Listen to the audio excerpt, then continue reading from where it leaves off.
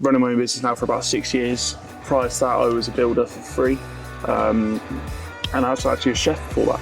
Anytime someone was recommending me to someone else, online in like Facebook community groups, that kind of thing, he'd pop up, just see what you did to my plants, and just be able to realise that in yourself as well. Yeah. Again, reasserts the fact that you are the right person. You're self-aware, you understand, it's not all sunshine and rainbows. Hello everybody and welcome to another episode of the MYHpodcast, and today is a bit different. We're out on site. I'm actually out with Tom. I was not too far away from him and I sent him a message saying, fancy meeting up for a quick chat, and this is where we are. We're out on site. He's doing a job around the back of this house now, and as you can hear, there is other people having work done, and it's a bit windy and it's not perfect, but hey, it never is with us. We're never in the same location more than once, it seems to be, and we're never in perfect conditions, but that's all part of it. That's what it's like working out on site. It's never ever perfect.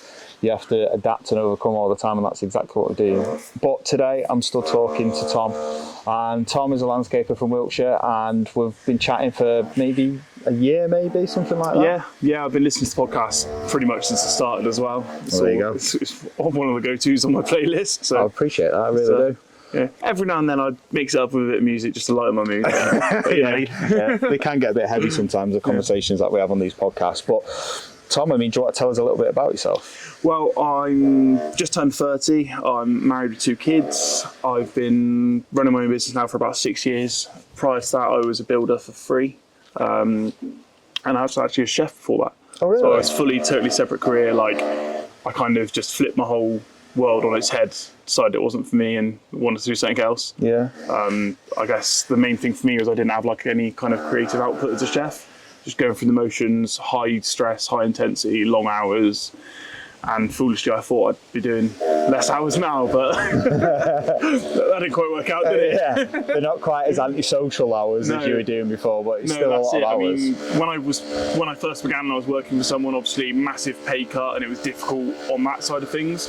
But no stress, 8 till 4, go home, do whatever I want in my evenings. I almost feel like I was working half days, and I had the whole evening free to myself. It was such a massive life change. I was really happy.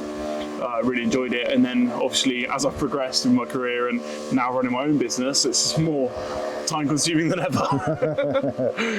But that is a big change. I actually know a bricklayer called Connor. He was a chef, and he came into bricklaying later on. There's a few of us out there. Yeah, it just means our wives are really lucky, because not only do they get their house looked after, rebuilt, extensions, they also get amazing dinner cooked for them every night.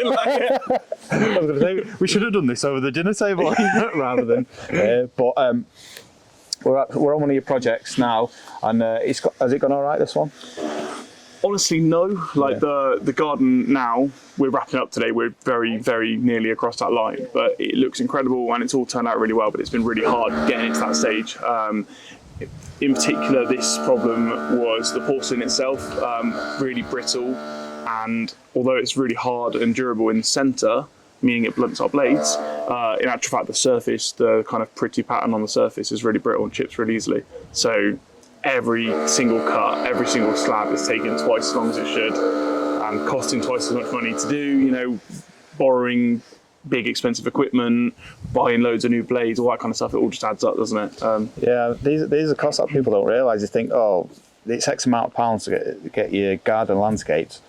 Why is it this much? But it's all these little details that go into it that add up that can really make the difference. I make sure I take the time when working out a quote and a price for someone as well to explain exactly what they're paying for.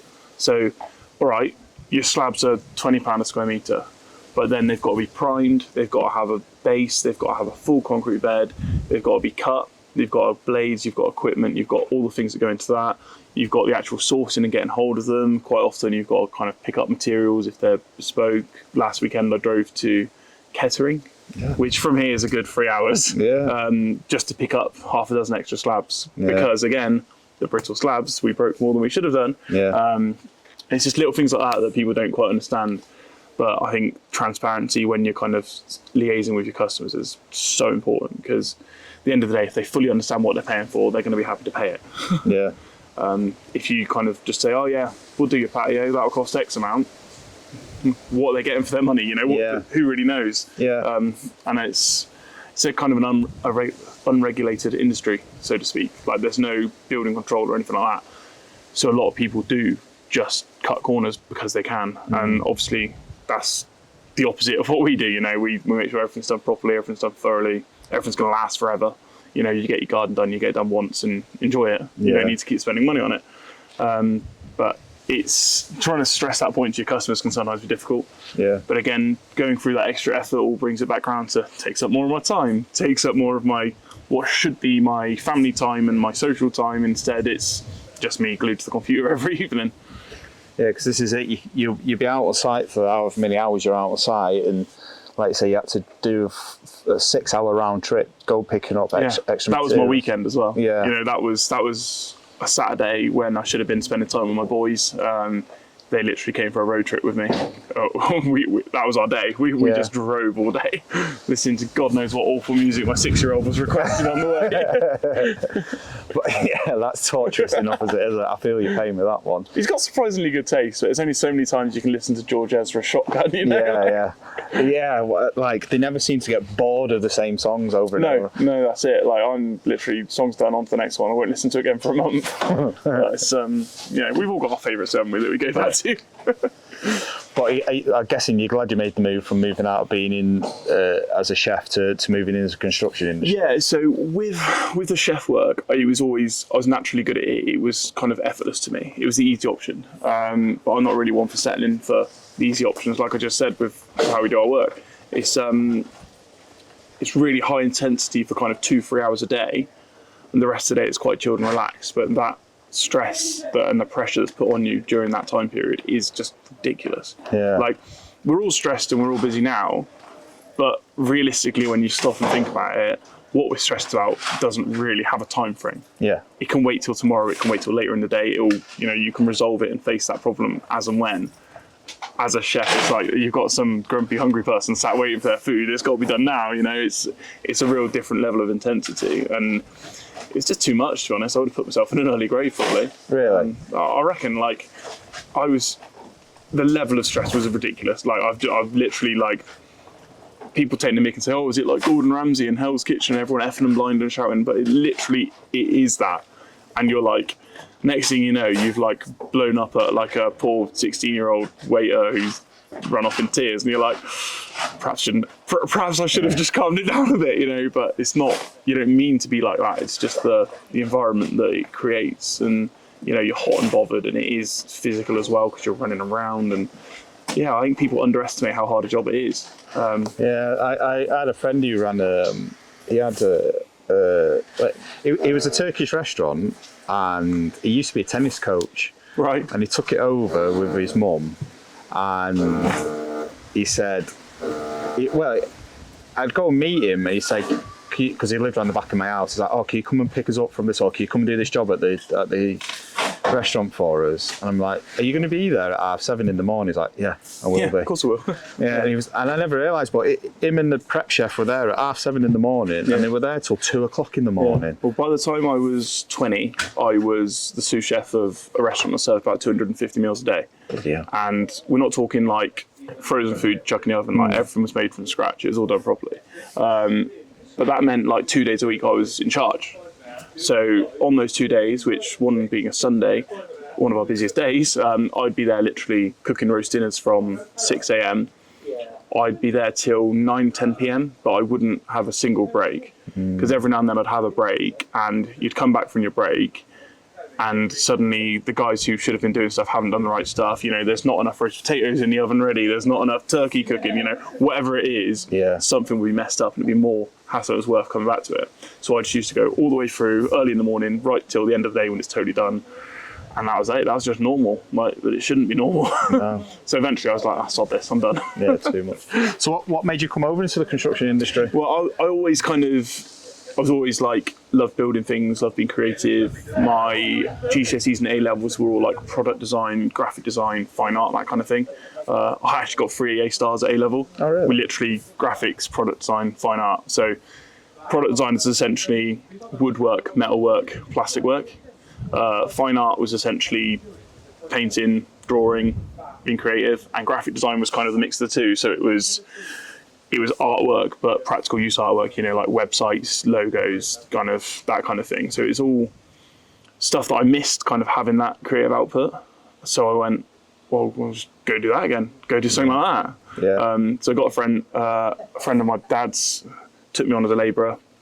First week on the tools, lost 11 pounds in a week. But I loved every second of it and absolutely smashed it. And again, my enthusiasm and kind of energy that I brought to the site, like, it got to the point where like the bricklayers on the site would be fighting over who had me paired up with them, kind of thing. They were like, no, I want him on this job with me, and and it was nice to feel kind of appreciated. And then again, within like 2-3 weeks, I'd already had a couple of pay rises, and was like, they're like, no, you're better than just you're not just a labourer to us anymore. Like, do you know what I mean? You're important. So that was nice. Carried on doing that for probably a year or two with that employer. Just again, I'd smashed the labouring side of things so much. I'd have. Well, we were both at Super Trial a couple of weeks ago, and they're running around loading out those bricks in 20 minutes for a couple of pallets, and that'd be me. But they'd have allowed like the whole day for it, and I'd have done everything within the first hour. So then I'd be picking up a trowel, learning to lay the bricks. I'd be doing a bit of carpentry, helping cut in the roof, doing things I was interested in because my work was already done. I'd already made my money for the day, so that was great. It was just plain sailing, easy. But obviously, I'm not one to just stop and coast. So I kept kind of wanting to learn, kept wanting to do more. And eventually one of the main guys on that site working for that firm decided he was going out on his own. And he essentially said, you're coming with me. I'm giving you a pay rise and we're going to go smash it, kind of thing. And it was all sunshine and rainbows and a great idea. And reality sunk in that although we got on really well working together, when he was suddenly the boss, he was not a nice man to work for. So then it went from I love this job, I'm learning loads and doing loads, to I'm fucking miserable. And it really did change like that. Obviously, I now understand the pressures of working for yourself and everything that comes with that. I understand probably why he turned into that person, but I was the brunt of everything. I was being made to work late, not getting paid for it. I was the one who was constantly getting shouted at and verbal abuse, mental abuse, everything. And it was just too much eventually. Almost ashamed to say it, but one day I did just jack it in, no warning. I just said, nah, I'm not coming back on Monday. See you later, I'm done. But silver lining, I suppose, is that was when I decided to go out on my own and do my own thing, because I'd basically been doing it all for him anyway. So why not? And that's when I went towards landscaping. So working as a builder at that point for kind of 3-4 years, I can't stand things like, plasterboarding, insulating, the horrible jobs, as I call them. By landscaping, I'm just sticking to all my favourite bits. I'm still doing woodwork, I'm still doing, brickwork, patio work, I'm doing the things I enjoy, but I kind of just cut out the stuff I don't like. I don't have to deal with, bathroom fitting or just the really pernickety things that are just an earache.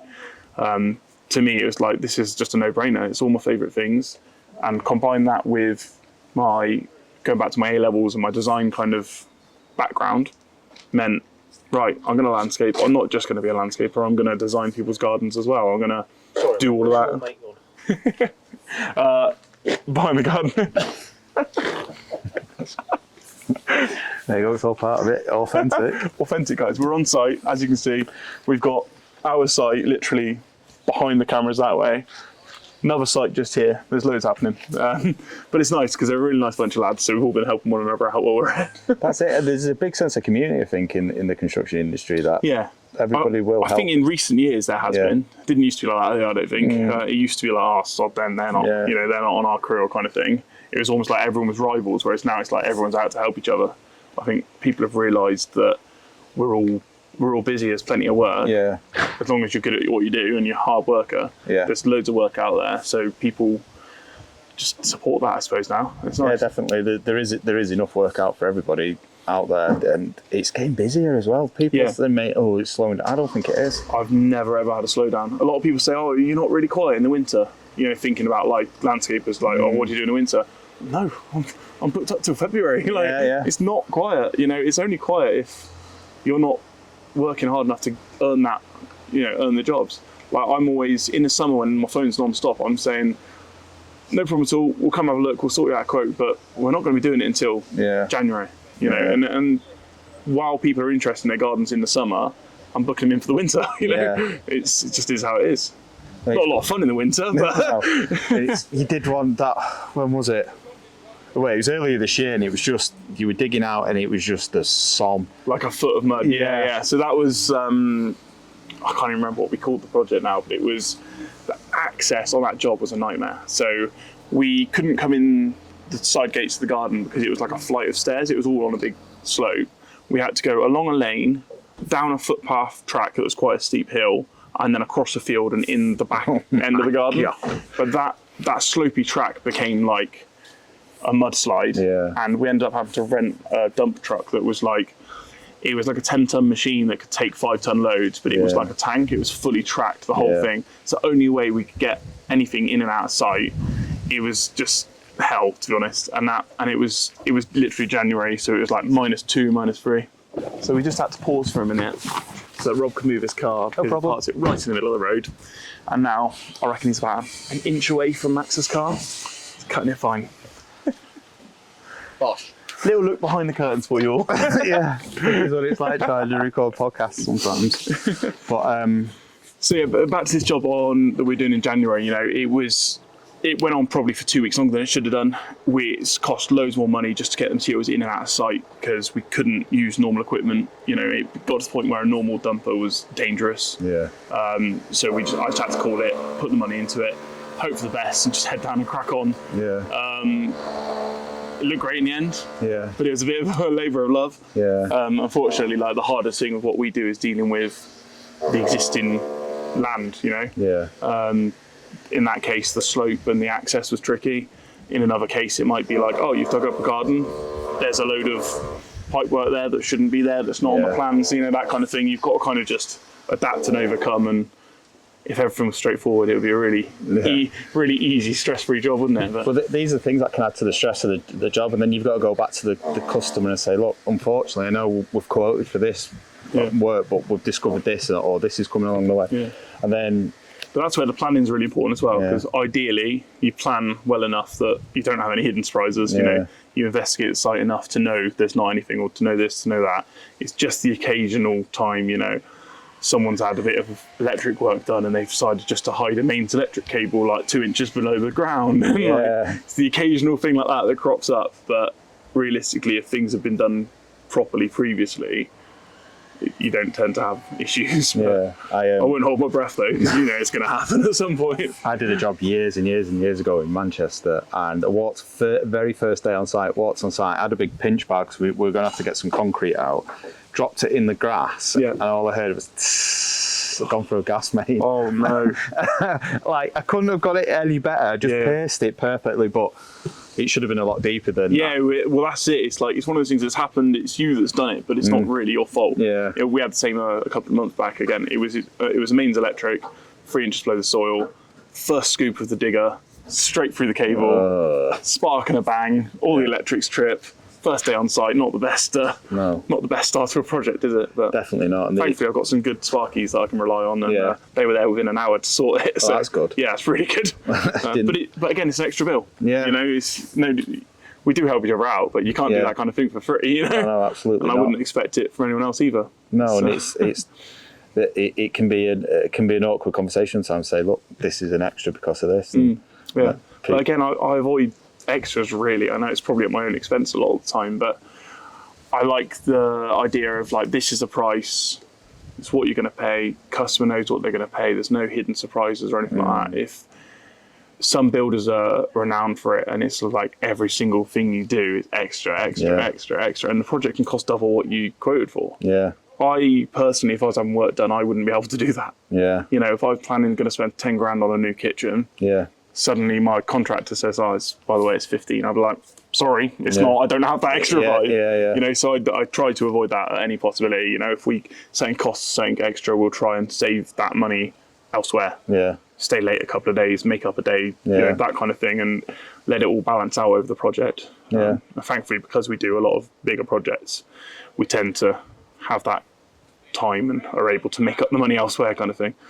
Well, that's good. It's good that you got to that point, and in relatively short amount of time as well, really. Again, I think social media helps with that, like in terms of boosting your profile and things. You know, people see me now online and they'll know they can trust me. They know I'm doing everything properly, because if I'm showing everything off online, they know I'm not hiding anything. Yeah. You know, I always think nowadays, if you're not online, what are you hiding? Yeah. So that certainly helps. And again, and just been in a nice community. You know, I live in a nice area, lots of small towns and villages, and everyone talks and do a few good jobs, and suddenly you're getting recommended for everything, and it definitely works in my favour. Well, that's good, because I think reputation, like you say, reputation is everything. It grows and it can be seen online like that. But have you ever had any? It can be crippled overnight as well. Oh, absolutely. Have you ever had any negativity on? I had one guy a few years back, and it's just the most ridiculous story, even thinking about it now. So during the project, he sent me an invoice.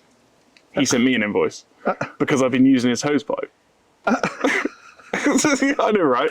So I don't know how he expected us to, one, clean up site, but also mix cement, lay patio. How are you meant to do any of that without water? Yeah. And in actual fact, I sent him a copy of his contract with it highlighted saying we need access to electrics and water while, you know, throughout the duration of the project. And I highlighted that to him and sent it back to him instead of obviously paying his invoice. Yeah. But he had the hump for me from there onwards, and he was just an absolute nightmare. It came to about a month after we completed the project, and part of the project included like some kind of raised beds, but we had nothing to do with planting. We just, you know, filled with soil, damp proofed, had them all prepped and ready, left it for them to go to the garden centre and sort their own plants, which a lot of customers like to do. Yeah. A month after we'd done, he said, send me some photos of his plants. Oh, you've killed my plants. My plants have died. Sorry, how have I killed your plants? Yeah. You know, and he was fully trying to blame me for his plants dying. One, I didn't buy those plants. I didn't plant those plants. I didn't look after those plants. I couldn't get my head around it. I just palmed them off, essentially. I was like, mate, stop, you know, as politely as I could, but I was like, just stop being stupid kind of thing. I could see by the label left in the photo on the plants that they were like cheap, nasty B&Q plants anyway. Probably didn't bother planting them with any compost or any nutrients. And based on the whole water incident, I got a feeling he didn't water them. So, you know, like, it was all just outrageous. But then for about 6 or 7 weeks after that, anytime someone was recommending me to someone else, you know, online in like Facebook community groups, that kind of thing, he'd pop up, just see what he did to my plants. Like, just with comments like that, just constantly, and it was just endless, just harassing me. I obviously had to like block him and have him removed and all that kind of thing, but like, it wasn't even our fault, you know, like, if you know, none of us are perfect. Occasionally there's things happen, you know, maybe a slab's chipped and we've not clocked it when it's gone down or something. We'd be there straight away to sort it. If we planted the plants and they died and it was our fault, we'd replace them, you know, it wouldn't be a problem, but there was nothing to do with us. You know, it was just one of those stupid things. But he gave me such earache for it constantly. It's, no, you're all right. I'm really sorry. Don't be, we're all good. So you can obviously hear in the background, we've got loads of work going on.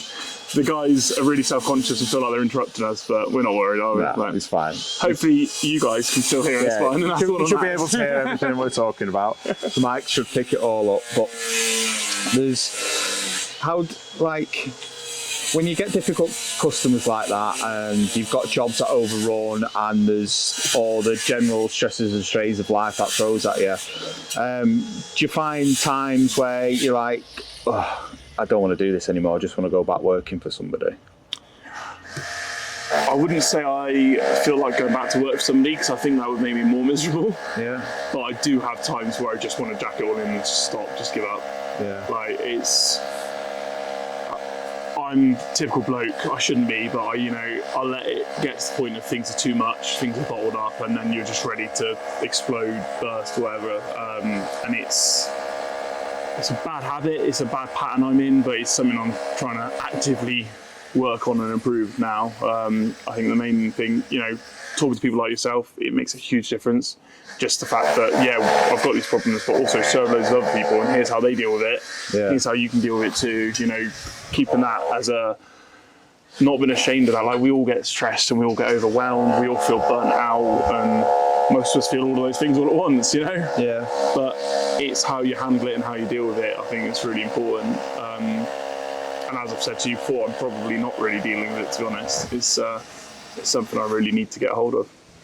Do you like when you? I think a lot of the time when we're in those moments, we're feeling burnt out, we're feeling exhausted, we can feel that we're on our own a lot of that time as well. And I think that, certainly for me, when I was going through it the first time, I felt I was the only one that ever felt like that, and that was one of the barriers for me to stop talking about it a lot of the time. I think I've realised now that loads of us feel like this, and there's loads of other people you can talk to and get support from. But the biggest trouble I have is obviously I'm so busy with work, I don't really have any time for me, time for my family, time for my wife. So like when I should be at home talking this through with my wife and getting help from her, I avoid that because I think, no, I'm at home, I don't want to think about that. But it is still there in the back of your mind. It's always there. It's never going to go away.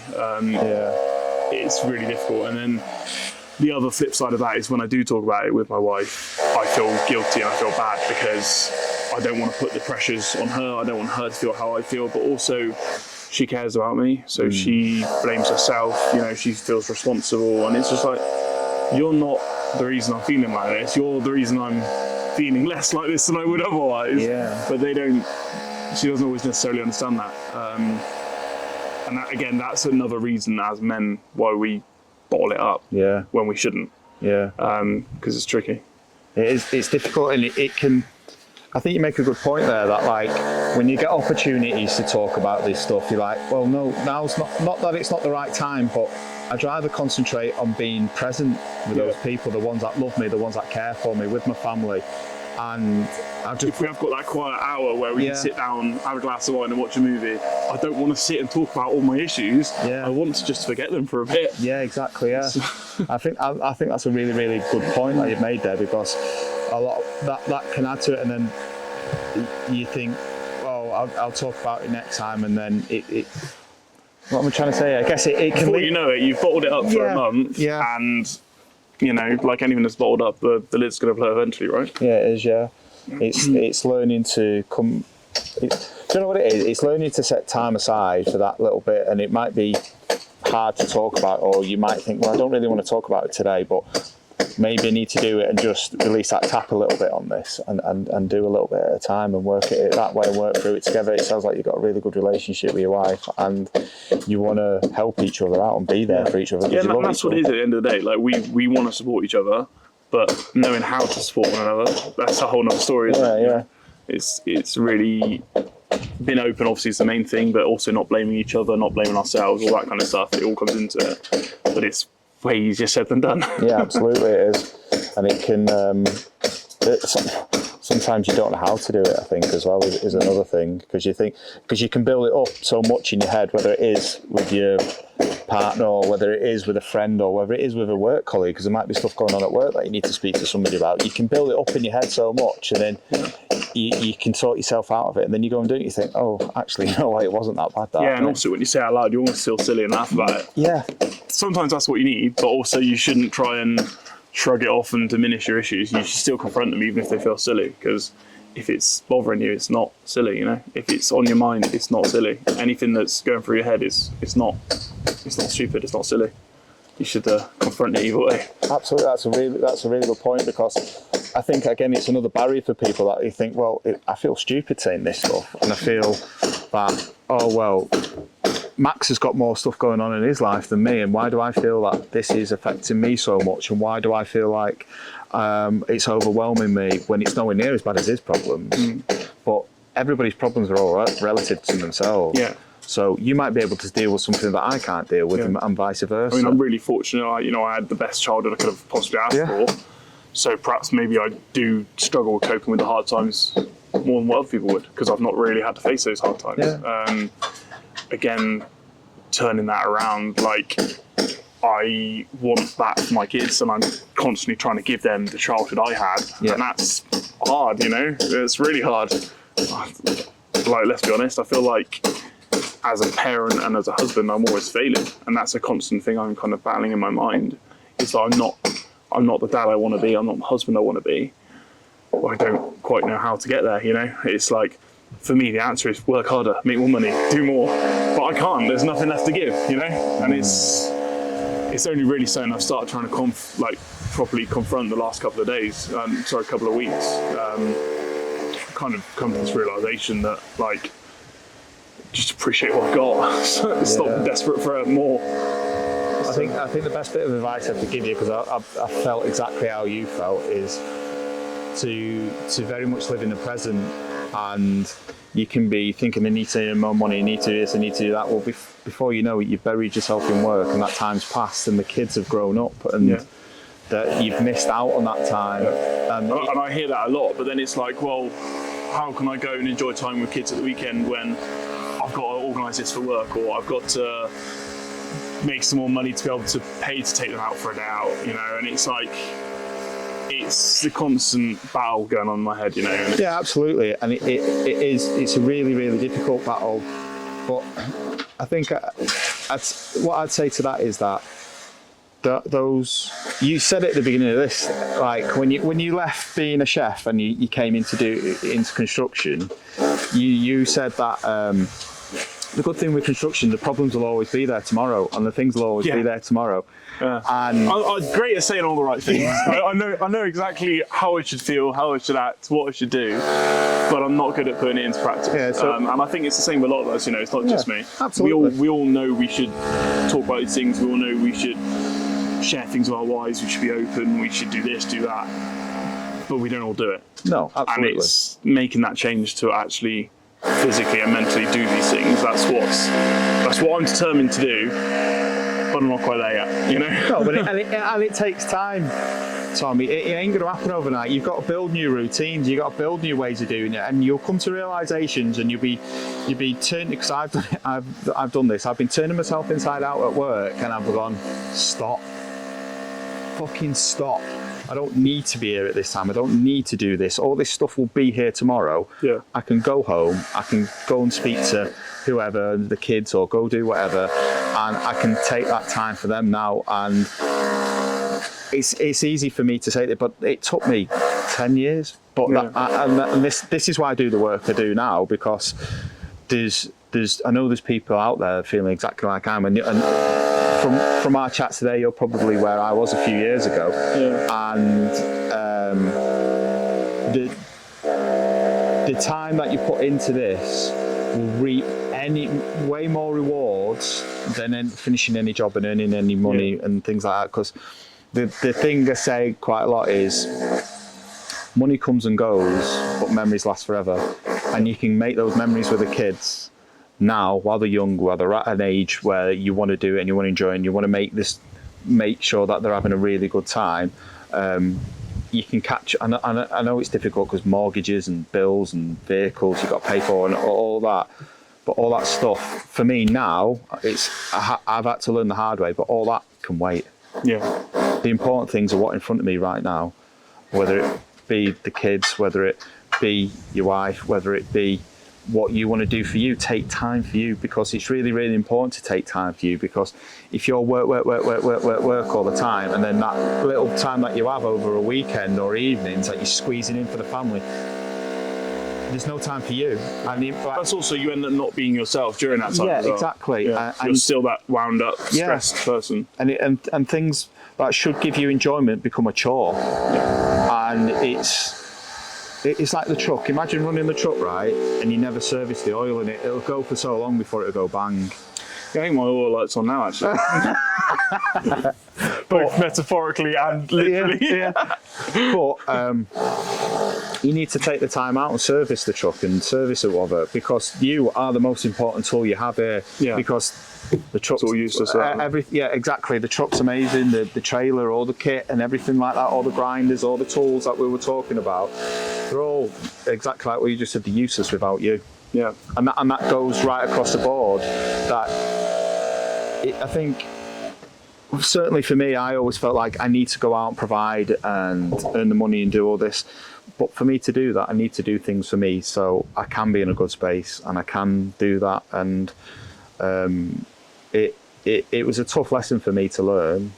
But once I came to it and I understand it and I set the boundaries that work for me, then everything else sort of falls into place. Yeah.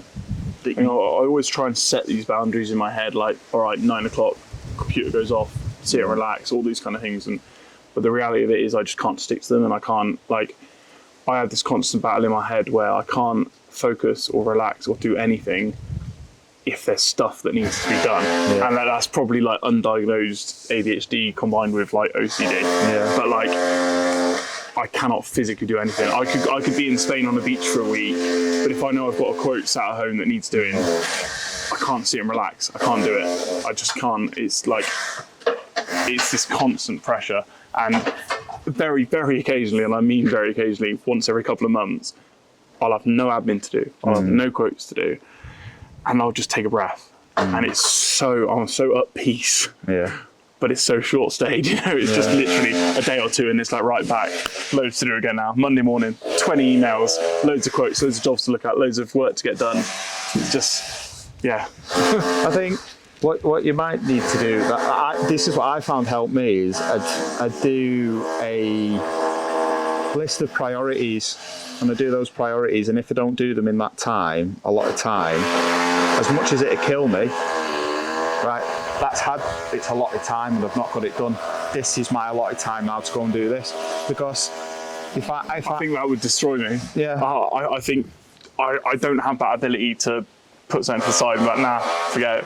Like, I'm like, no, I have to do it. And I'm like, okay, you've not done it when you want to do it. Okay, stay up all night and do it. Do you know what I mean? Like, it's, I can't not. I promise you'll get to that point. You will get to that point. I hope so. I'd like to get to that point where I can just say, nah, done for the night. I mean, it doesn't happen overnight, and it takes work to get to that point. But you will get there. I promise you will get there. And the more you do it, it's like when you think about when you first started doing work for yourself. And did you ever think you'd be doing projects like you're doing now? No, not at all. No, I'd be happy just doing a little like fence repair or something, you know. and it's grown and grown and grown into the business that it is. And now to be able to almost pick and choose projects as well. It's like you first meet a customer, you're like, I'd really like to get involved in this, or you're like, actually, this one's not for me. Just to be able to have that kind of power, it's nice, because it means we're doing work we enjoy and we're proud of. And that's the main thing. Exactly, and you'll get to that point with you. You'll get to a point in your life you think, actually, I have got here, and I am achieving things, and I am getting that time back for me. And it's just little baby steps that you take along the way to get to where you need to be. And it's all a big learning curve along the way. It's all, all right, I tried it this way, it didn't quite work, but I'm doing it this way now, and actually that works for me. And when you say about priority lists as well, like my wife actually said the exact same thing to me yesterday. She was like, right, just write a list, write a priority list, everything you do the next couple of weeks, write it all down. And I wrote it all down, and it was all work. She was like, no, I didn't mean for work, I meant in general. What did you do around the house? What did you do? And I was like, I've not even given a single thought to any of that. Because work is so overwhelming and it's at the forefront of me. In actual fact, on that list, there should have been things like take my son to the toy shop that he's been begging me to for weeks. Those things should be on that list, but they're not. And that, again, that's my head and my frame of mind that needs to change. And I'm working on it, I'm trying.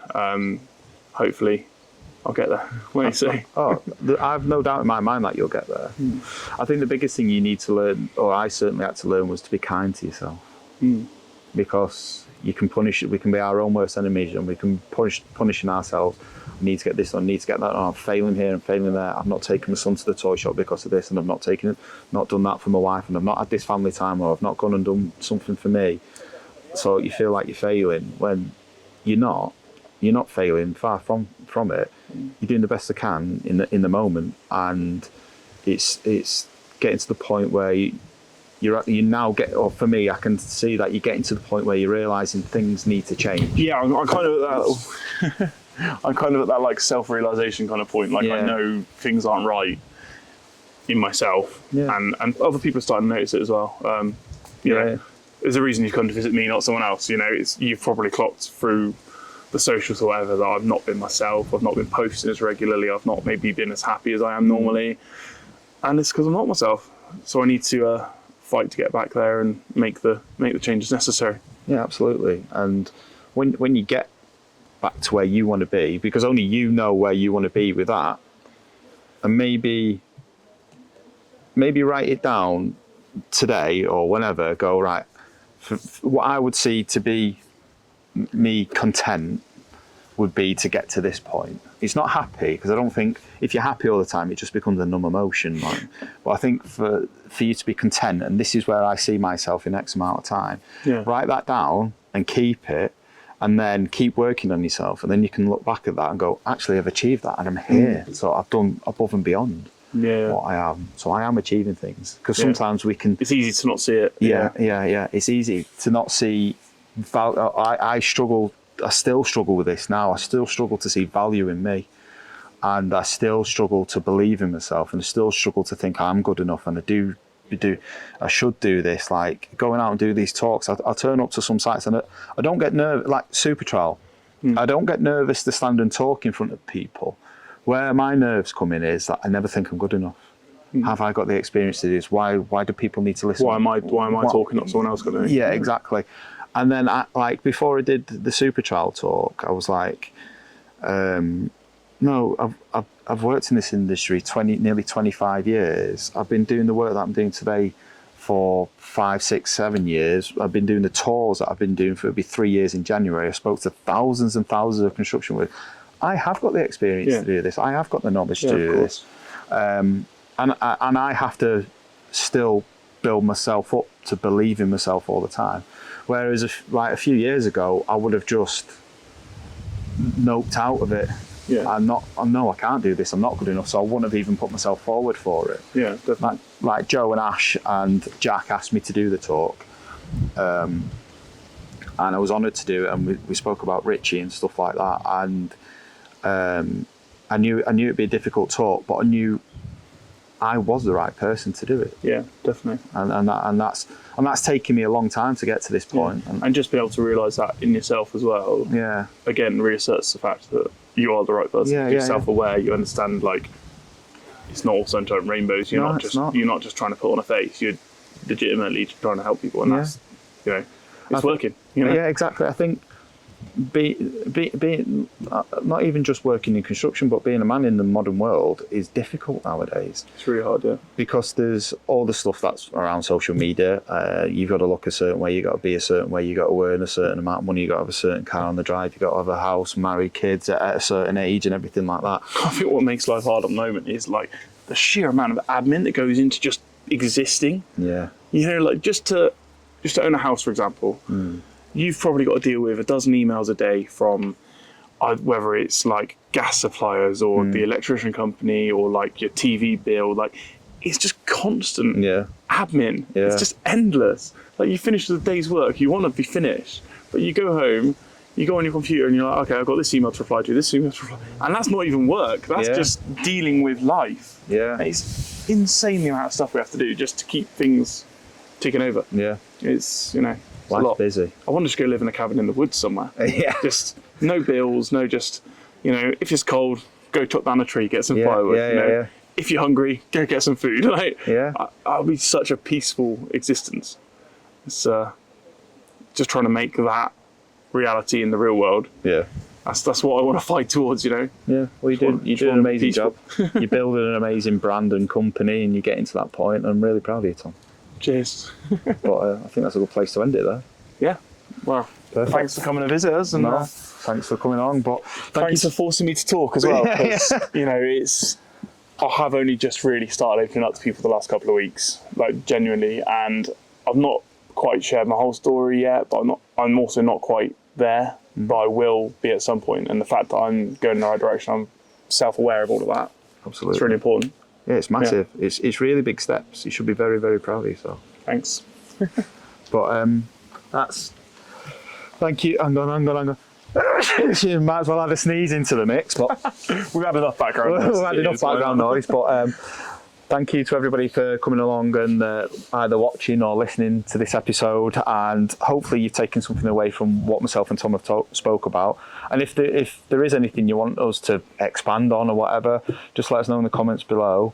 If you know anybody who'd be good as a guest to come on and talk about their experience within the construction industry and where they are in life now, that'd be amazing. But other than that, thank you very much, and I'll see you on the next one.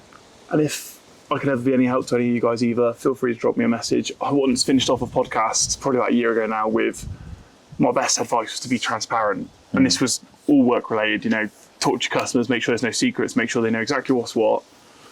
And I now want to offer the same advice to you guys for your personal life: is be transparent and be open with your problems, talk about them, share them, don't keep anything hidden away. Let everyone see the real you, the real realities of what you're struggling with, and let them help you. Amazing. Absolutely. Cheers, guys. Thank you. Well done, mate.